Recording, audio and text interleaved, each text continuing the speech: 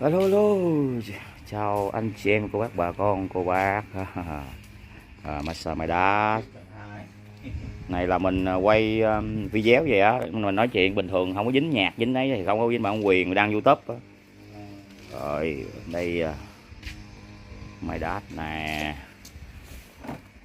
Cơm nè, dành cho nhà cụ nè, có BS 355 nè, Men WC nè, vật R Yamaha XBS SBX 2000 nè. Đó. Đó, đây một vàng nữa nha bà con ơi. Đó. Mình nhận hỗ trợ setup âm thanh nha.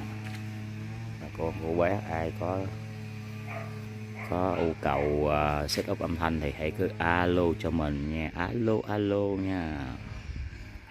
Đó.